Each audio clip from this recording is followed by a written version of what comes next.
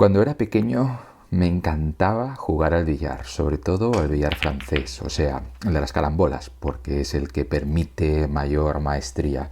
Parte de mi obsesión del juego venía de la película, bueno, de dos. Una era El Buscavidas, protagonizada por Paul Newman, y la otra era su segunda parte, que es El color del dinero. De nuevo con Paul Newman, un poco más mayor, y también con Tom Cruise. Ambas películas estaban inspiradas en sendos relatos de Walter Tevis. Es un novelista que no es muy conocido aquí en España, pero en Estados Unidos muchas de sus novelas se han adaptado al cine. Por ejemplo, estas dos que os he mencionado, y también escribió Gambito de Dama. Si os fijáis en los argumentos de las tres obras, hay varios puntos en común. La vida itinerante de alguien que tiene que explotar una habilidad extraordinaria con algún tipo de juego para ganar básicamente dinero y como forma de dar también sentido a su vida. La adaptación de Gambito de Dama se estrenó el 23 de octubre de 2020 en Netflix, en formato de miniserie de 7 episodios, protagonizada por Anya Taylor-Joy, la que, por cierto, interpretará a la joven Imperator Furiosa en la precuela de Mad Max Fury Road. ¡Qué ganas, qué ganas! Pero para no haceros muchos spoilers, Taylor-Joy aquí interpreta a Beth Harmon, una huérfana prodigio del ajedrez que, para ganar las partidas más difíciles, básicamente lo que hace es tomar tranquilizantes, empinar el codo y mirar al techo de su cama imaginando una especie de tablero de ajedrez virtual. Sí, muy loco. Pero esta historia nos sirve para hablar de algo que muy poca gente sabe. Que la inteligencia realmente no está asociada con un mejor desempeño en el ajedrez, sino que se deben tener en cuenta otros factores. No tiene nada que ver con pillar un colocón. Bueno, no del todo. Pero bueno, ya lo veréis. Quedaos en esta charla de Baker Café y os lo explico.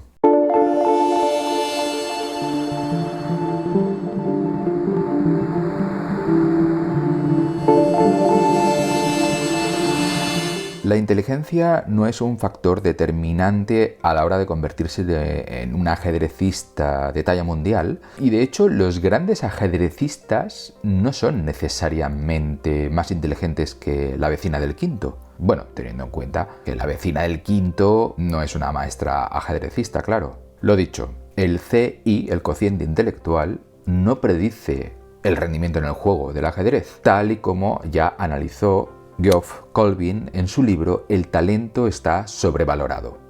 Tampoco es importante poseer una memoria similar a la de Funes el Memorioso. Sí, ya sabéis, el protagonista de ese cuento de Borges, en el que tras un accidente que le deja hemipléjico, el protagonista sufre lo que se llama hiperemnesia, es decir, la habilidad de recordarlo todo, en detalle y para siempre.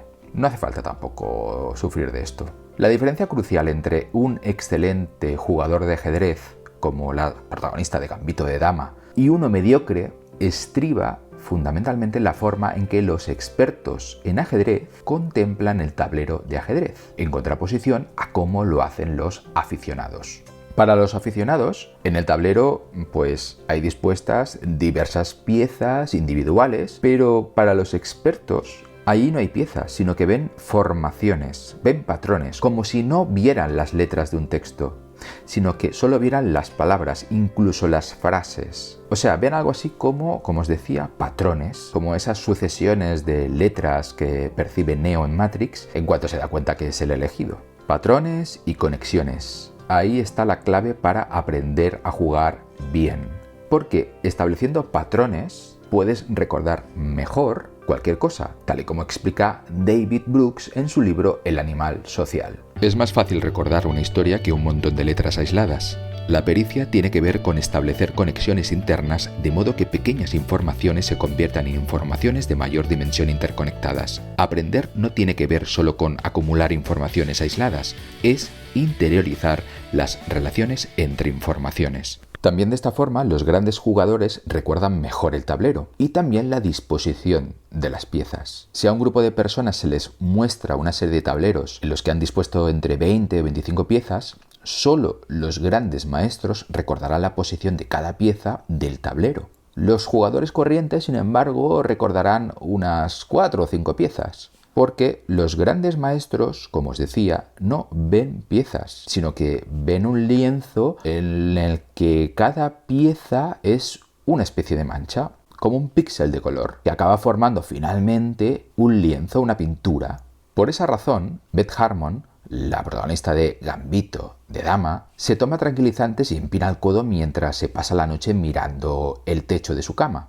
Lo hace para ver esas piezas, sus conexiones con las demás piezas y acabar formando en su cabeza patrones de movimiento que, más que un lienzo, acaban recordando pues a pinturas en movimiento, a películas. Cada vez que tiene que jugar, entonces Beth solo debe saber qué película está protagonizando. Como ya la ha visto muchas veces, sabe todo lo que va a pasar. Puede acelerar el metraje, moverse por él, explorarlo, rebobinar y hacer los ajustes necesarios si algo cambia durante la historia. Así que Gambito de Dama, además de ser una historia bonita, bien contada, bien rodada, con una banda sonora muy interesante, la verdad es que es, sobre todo, una historia verosímil sobre cómo se juega al ajedrez. No en vano veréis en los créditos que tienen la asesoría de Garry Kasparov. Ahí se nota realmente que ha habido un interés por mostrar